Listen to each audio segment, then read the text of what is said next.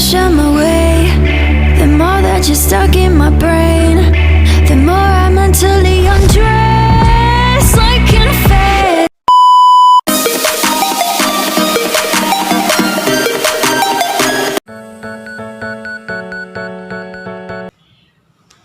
Assalamualaikum warahmatullahi wabarakatuh.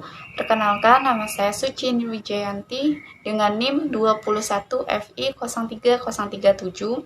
Saya dari Fakultas Ilmu Kesehatan Prodi Sarjana Terapan Keperawatan Anestesiologi Universitas Bakti Kencana Bandung. Di sini saya akan melakukan penyuluhan tentang kesehatan ibu dan anak dalam program pentingnya zat gizi mikro pada balita untuk memenuhi salah satu praktek promosi kesehatan dosen pembimbing Ibu Cici Valiani. Tidak menunggu waktu lama, selamat menyaksikan. Assalamualaikum warahmatullahi wabarakatuh. Waalaikumsalam warahmatullahi wabarakatuh. Yang terhormat Bapak Kepala Puskesmas Komplek Citra, yang terhormat Bapak Ibu petugas kesehatan Puskesmas, dan yang terhormat ibu-ibu sekalian. Pertama-tama, marilah kita panjatkan puji syukur kehadiran Allah Subhanahu wa Ta'ala, yang mana pada pagi hari ini kita dapat berkumpul di ruang ini dalam keadaan sehat walafiat. Salawat dan salam kita junjungkan kepada junjungan kita Nabi Agung Muhammad Sallallahu Alaihi Wasallam. Semoga saat-saatnya kita mengingatkan dia berakhir. Amin. Amin. Saya di sini sebagai penyuluh kesehatan ibu dan anak dalam program pentingnya zat gizi mikro pada balita.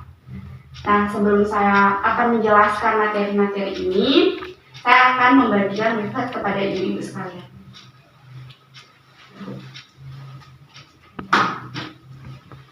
Iya, Bu. Kasih nih. Bu.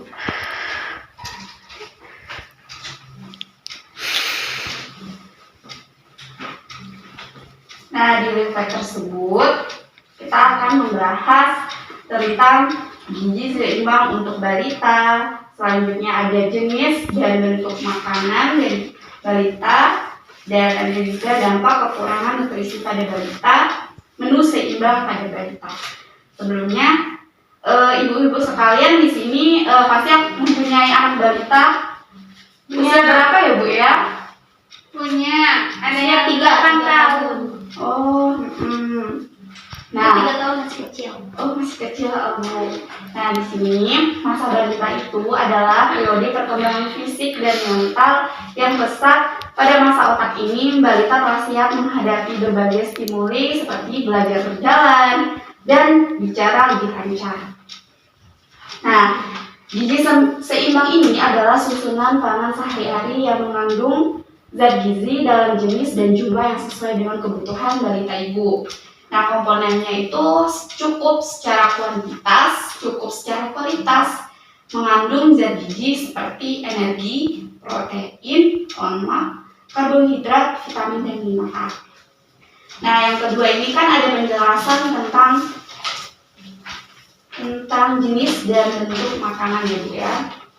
Iya, ada. Nah, jenis dan bentuk makanan ini yang sering diberikan kepada balita seperti susu, sayur-sayuran, buah-buahan, dan lain-lain. Nah, untuk usia balita 3 tahun itu setengah porsi dari orang dewasa. Nah, dan bentuknya tuh lunak, Ibu, kan seperti makanan-makanan sehari seperti nasi, sayur-sayuran, dan lauk pauk.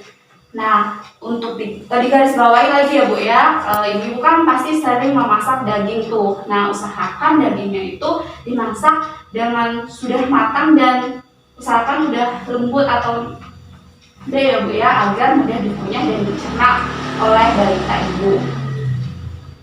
Nah, pola makan anak usia 1-3 tahun ini harus mengonsumsi makanan sehat 3 kali sehari dan 2 kali cemilan. Nah, cemilannya ini tidak boleh sembarangan, Ibu. Ibu bisa dengan cara memotong buah-buahan untuk dijadikan cemilan buat si buah hati Ibu. Nah, selanjutnya kita akan membahas tentang dampak kekurangan nutrisi pada balita. Nah, di situ kan ada tuh, Bu, gambar balita yang kekurangan atau dampak kekurangan nutrisi pada balita. Nah, Dampaknya itu bisa dilihat dari pertumbuhan dan perkembangan anak. Juga terdapat daya pikir anak. Kurangnya nutrisi pada balita ini itu akan berpengaruh sekali terhadap daya tubuh si anak. Balita akan mudah terserang penyakit dan balita ini kekurangan nutrisi seperti yang ada di gambar ini ya Bu ya. Nah di Indonesia ini ada 4 masalah yang sering Bu terjadi seperti kurangnya energi protein. Nah ini disebabkan oleh kurangnya makanan sumber energi utama sama kekurangan sumber protein. Dan ini berpengaruh dapat menghambat pertumbuhan rentan terhadap penyakit, terutama penyakit infeksi, mengakibatkan rendahnya tingkat kecerdasan. Yang kedua ini masalahnya yaitu anemia gizi di Indonesia. Apalagi nih ibu-ibu misal punya anak gadis, pasti kan tiap bulan ini menstruasi nih. Nah itu juga bisa mengakibatkan anemia pada anak gadis ibu. Makanya di situ harus mengonsumsi makanan sumber zat besi, terutama ketersediaan biologi tinggi seperti asalnya dari hewan. Yang ketiga masalahnya yaitu kekurangan iodium. Nah pasti ibu-ibu sering tuh melihat ada anak-anak atau balita yang terjangkit penyakit gondok. Nah itu diakibatkan karena kurangnya garam. Tapi konsumsi garam di sini harus sesuai kebutuhan ya Bu ya, jangan kelebihan garam. Selanjutnya ada kekurangan gizi vitamin A. Ini disebabkan karena kurangnya asupan vitamin A dalam tubuh si balita. Nah, yang terakhir nih, menu seimbang balita. Di sini ada karbohidrat. Nah, karbohidrat ini ada yang kompleks dan sederhana, Ibu. Nah, yang sering kita temukan seperti di buah, susu, madu, permen, dan lainnya. Nah, kelompok karbohidrat kompleks ini seperti umbi-umbian, kentang, ubi, nasi, roti, sereal, pasta, jagung, gandum, dan singkong. Pasti ibu kan sering tuh masak nasi, nggak mungkin dong nggak masak nasi, apalagi kita konsumsinya sehari-hari adalah nasi kan Bu. Nah itu mengandung sumber karbohidrat. Selanjutnya ini sumbernya ada buah dan sayuran. Nah buah-buahnya itu bisa seperti pisang, pepaya, jeruk, tomat, dan lain-lain Bu. Dan jangan lupa diseimbangi dengan sayuran ataupun buah-buahan ya Bu ya. Selanjutnya susu dan produk olahan susu. Nah, di sini seperti yogurt, susu. Nah, anak ini harus mengonsumsi juga, Bu. Walaupun sedikit tapi nggak apa-apa, yang penting harus mengonsumsi sesuai kebutuhannya. Selanjutnya ada protein. Nah, protein ini kandungannya lebih tinggi di protein hewani, Bu, seperti susu, telur, daging, dan makanan laut lainnya. Kalau dari produk nabati atau dari tanaman ini seperti kacang-kacangan, sayuran, dan biji-bijian.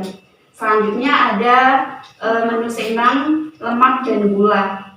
Nah, untuk meningkatkan kualitas lemak dan sesuaikan dengan kebutuhan kalori si balita, Bu, tetap perhatikan sumber lemak, apakah lemak sehat atau tidak.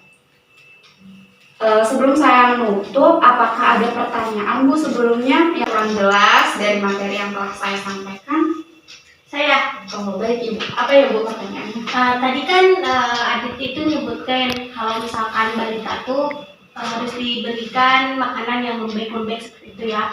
Nah kan sekarang tuh zaman modern nih, banyak tuh yang makanan lembek-lembek itu kayak dikemasan gitu atau instan gitulah. Pertanyaannya lebih bagusan mana ya, di instan atau kita bikin sendiri? Oh baik, saya jawab ya Bu ya. Iya. Dari seginya lebih bagusan kita buat sendiri atau masak sendiri Bu. Karena biasanya yang instan itu atau yang cepat saji itu banyak mengandung bahan pengawet Ibu. Dan Ibu tahu sendiri kan bahwa bahan pengawet itu tidak bagus atau tidak baik bagi pertumbuhan dan perkembangan si buah hati Ibu atau balita Ibu. Jadi lebih baik selagi kita bisa masak dan kita ada bahannya, atau kita kan bisa tuh lewat searching di YouTube cara mengolahnya yang baik dan benarnya Bu. Jadi lebih baik dan bagus kita buat sendiri. Oh baik, makasih. Iya Ibu. Apakah ada pertanyaan lagi Ibu? Ini Neng. Oh iya Ibu.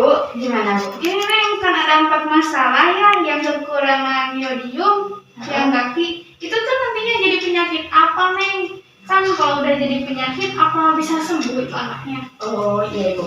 Nah gaji tadi atau kekurangan iodium tadi Ibu disebabkan karena pembesaran kelenjar gondok atau tiroid Ibu. Pada anak-anak menyebabkan hambatan dalam pertumbuhan jasmani maupun mental.